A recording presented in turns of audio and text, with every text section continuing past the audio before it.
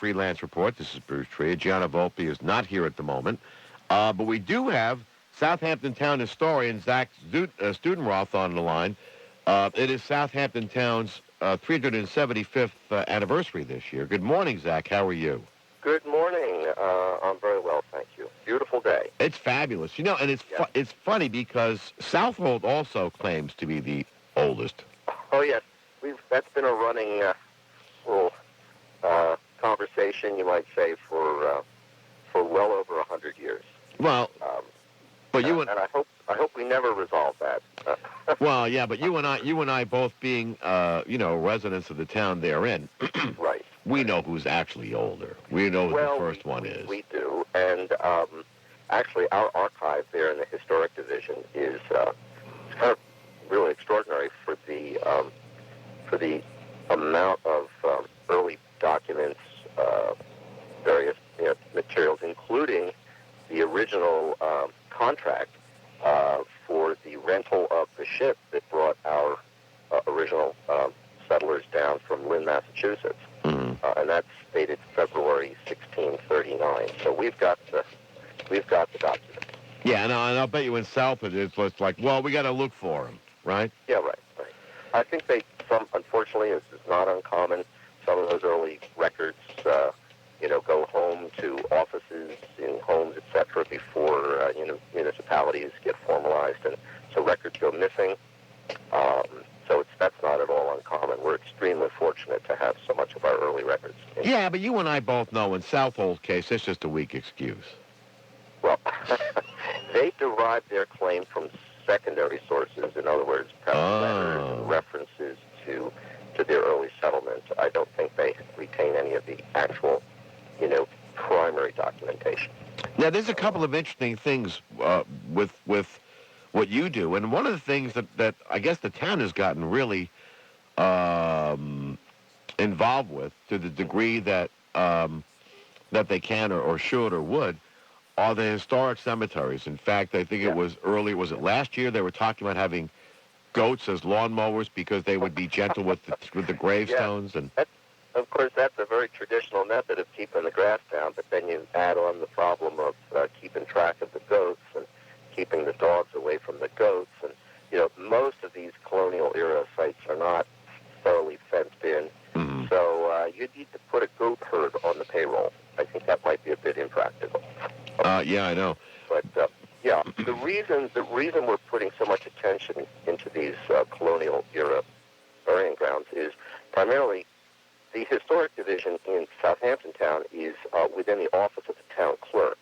And, of course, the clerk's office is the department that, handles all the records, the vital records, contemporary records, but also the historic records. So we look at these historic headstones basically as records. They retain an immense amount of important genealogical, information. And so our project began by surveying and recording all the epitaphs and all the information, but then that led us into recording conditions of the stones, which then brings us to the part where we are actively restoring some of these sites. Yeah, I've seen a couple of programs, and I guess it's with you, actually cleaning off the stones. Oh, yeah. In some of the historic cemeteries. Or burial grounds, because I don't think there were cemeteries in those days. Yeah. We have an active program. It's important to maintain standards of practice and methodology. There are ways that these stones can be cleaned that is safe to the stones and to the environment, and then there are other means that are more aggressive and ultimately might be somewhat destructive or detrimental. So part of our program is to host workshops such as what we're doing today and tomorrow and Saturday, a 3-day workshop down at the old Southampton burying ground, which is on Little Plains Road in the village. And that's an opportunity for folks to come out and observe these practices, various repair techniques, which includes the cleaning, but it also might be resetting a stone that's tipping and might be, getting to the point where it might fall over if it's pushed any further.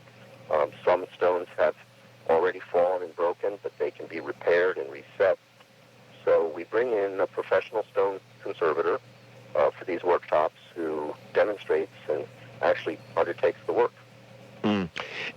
it's interesting to me because, I mean, first of all, I imagine that the stones that the stone that was used was kind of soft. Well, it's funny. You can date these stones from a distance, oftentimes, because certain stone types were typical of different periods. So, in our case, we have headstones that actually date as early as the 1680s, which is kind of astonishing when you think, in its very nature, wherever a headstone is put in the ground is where it was. It's still there. Mm-hmm. It's outdoors, but it is marking a place of burial. So we have stones dating from the 1680s, just a handful, and those are brownstone. They're the brownstone that most folks are familiar with that face, townhouses in the city. It's quarried in Connecticut. That's the first stone, and then they moved into slate.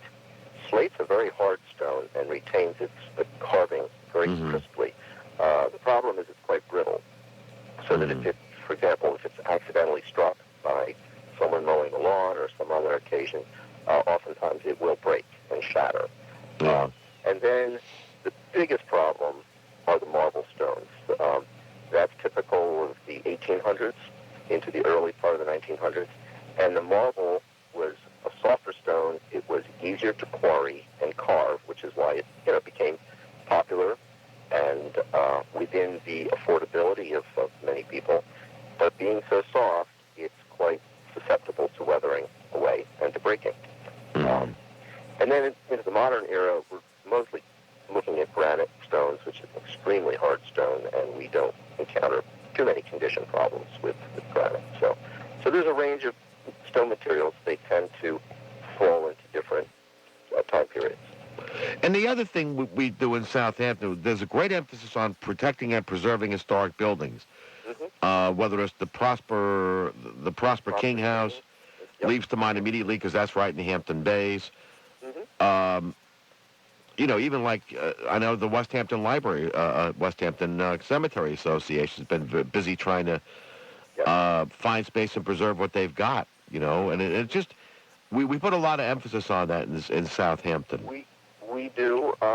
We're very fortunate to have the Community Preservation Fund, which each of our towns out here on the East End has.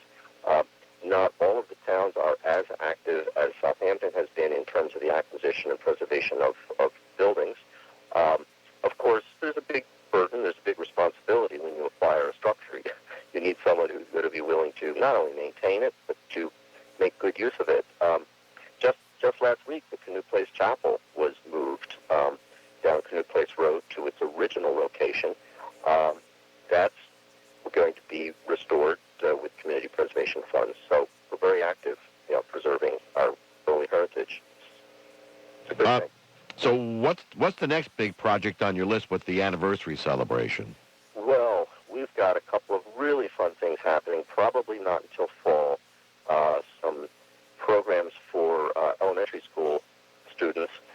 One, which was suggested by Lawrence Clemenson, who's the superintendent over in the Hampton Bays School, and he's leading this project, which is what we're calling a traveling museum.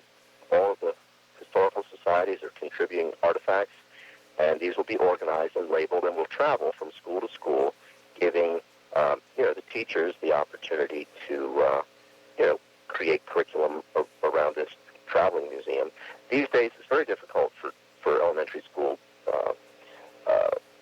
teachers and students to find the funds to hop on a bus and take the field trips that we all remember as kids. So this is a way of kind of breaking that barrier. The other thing we're doing is we're creating a kind of a coloring book. It's an activity book for elementary school kids. It features all sorts of landmarks around the town with activities that are associated with them. These are windmills and the big dock and all kinds of fun sites to travel, and it's a little coloring book, activity book. So that's going to go out to the hands of all the elementary school students. All right. Well, listen, unfortunately, we're grabbed by the clock, which, Yeah, I could talk all day. You and I, we both can, because I love, I'm a big history fan, a big history buff. Great. And that's what you do, so, this is it's like a marriage made in heaven in that regard. Well, invite me back anytime you have a little window. I'd be happy to share all the things we're doing with your listeners. Well, and I appreciate your time, and we'd love to have you back on, especially in view of the fact that, not that I'm being really, prideful or anything, but No. our town is the first and oldest English settlement in New York State, period. We can nail it down. There's no question about it. There you go. We've got the goods. So, well, thanks so much for having me on. Thank you very much. Okay. See you later. My pleasure. Bye-bye. Okay, That's Zach Studenroth, Southampton Town historian on the Dawn Patrol on WRIV Radio. Take a trip to Italy without ever leaving the North Fork in Michael.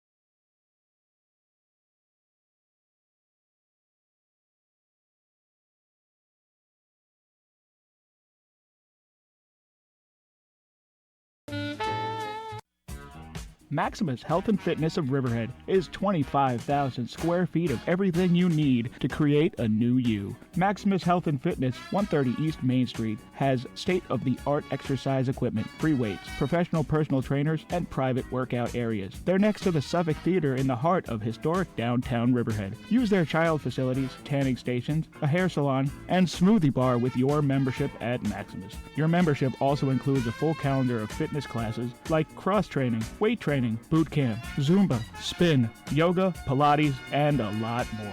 Start a new, healthier lifestyle that you can stick with all year long. Join Maximus Health and Fitness, 130 East Main Street in Riverhead. Call 369-6293, 369-6293. Check their website at maximusriverhead.com or come on in to Maximus Fitness today. Maximus Health and Fitness, being healthy and getting in shape has never been easier.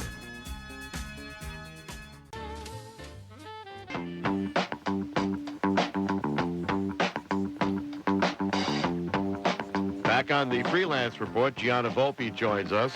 Good morning, Bruce. Good morning. Good morning. You missed. Yes. How was the town of Zach Southampton? Studenroth. He was talking about the cemetery restoration workshops with Joel Snodgrass. Is it still Joel? I don't know. I didn't ask him about. I asked him about the cemetery. I didn't ask him about the workshops. I asked him about what he was doing with it. Mm-hmm. Because I had seen some programs on Channel 22, which is the Southampton, what they call CTV down there. Did you see? I remember doing an interview. And him working on the cemeteries in there. Yeah. Yeah, it's unbelievable the stuff that they're doing there. Southampton Old Cemetery in particular, or the Old Cemetery. What I find fascinating is the Southold is still, trying to hang on to the ghost that they were like, first, and they're not.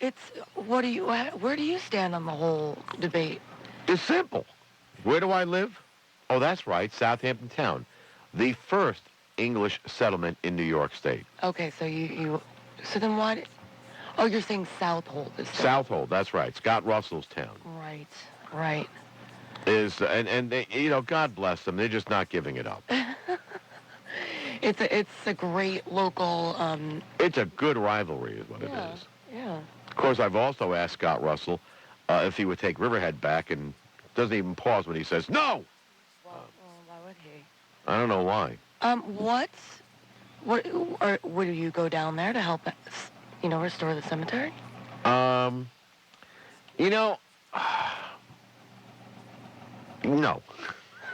I don't like being in cemeteries. Why not? Because they're not my favorite places to be. I think they're pretty cool.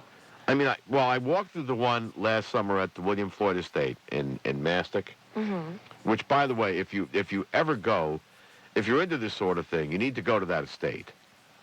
Because it's you can watch how this whole thing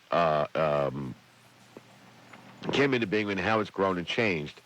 How it grew and changed from the time it was first built up through the Civil War. And by the way, all these guys who were signers of the Declaration of Independence, they all had a lot of heartache as a result of their being involved with the revolution. Oh, well, I imagine so. Lots of heartache brought on primarily by the British, who viewed them as terrorists and rebels, which well, that would they make were. sense, right? But if you ever, so I went and I walked this cemetery with my wife last summer. You ever get a chigger bite? Yes, they're awful. Chiggers are all over the place. Oh, and they're the worst, and you can hardly see. They call them no-see-ums. Well, you don't see them, that's for sure.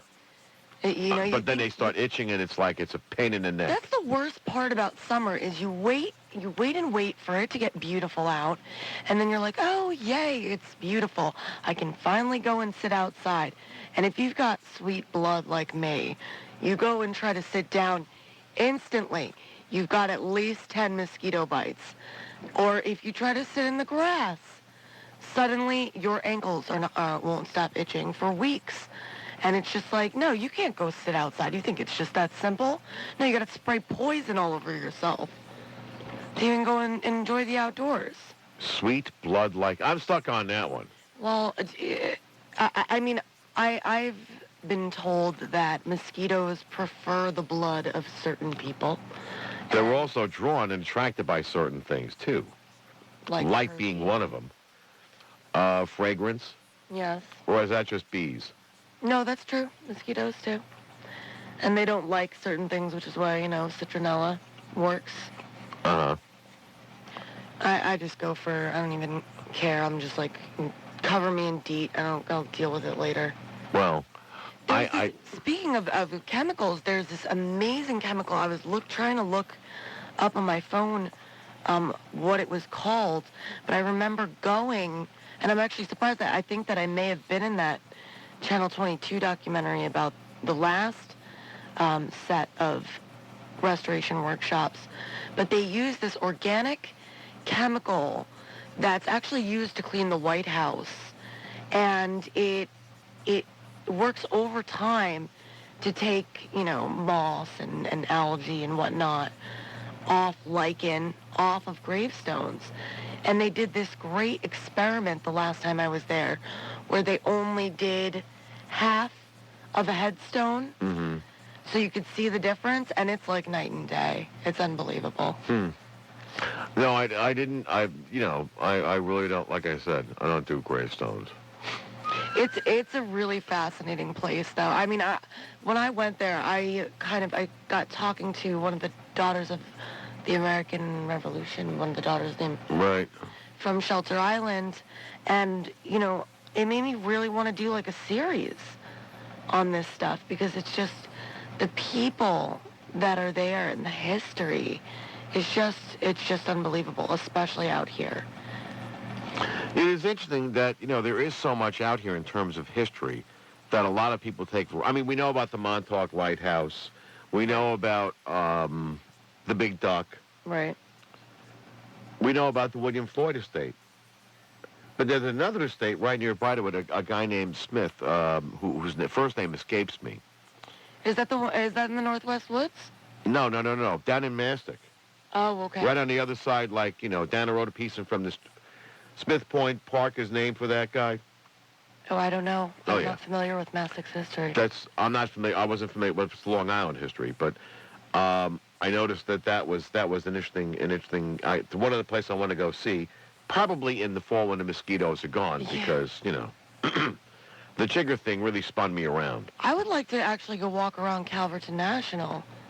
We very unfortunately buried Rob's grandmother there last month, I believe it was. But that's kind of new, and that's kind of really new, and I don't think you'd find a whole lot of like history there. When did it? I think in the 70s. In fact, I used to know because I used to do I used to MC the Veterans Day ceremonies there eons ago. John Metzger was the cemetery's director in those days, and he's gone on to I think he's now the director of the Arlington National Cemetery. Oh, cool! But I used to do the Veterans Day stuff, MC that. And it's kind of it's an honor and a privilege to do that. But I think it's kind of new. Arlington, if you've ever walked that cemetery, No. pardon me, you ought to, that's an interesting one. And the story with the Arlington National Cemetery, which makes it even more interesting, was that was Robert E. Lee's estate. Oh, I didn't even know that. That's right, the general for the Confederate Army. Pardon me. I remember doing... And the U.S. government confiscated it. They took the cemetery away? They took his estate from him and made it into the cemetery. Oh, okay. That makes more sense. I'm trying to find. I want to talk. And then when I was a little boy in Queens, the neighborhood that I lived in was surrounded by cemeteries. Right. You guys have that enormous one, right? Glendale is surrounded by cemeteries, ginormous cemeteries. Like, and it's both sides of the Jackie Robinson Parkway. And what makes that interesting was there are more dead people in Queens than there are living. So you didn't know that. I didn't.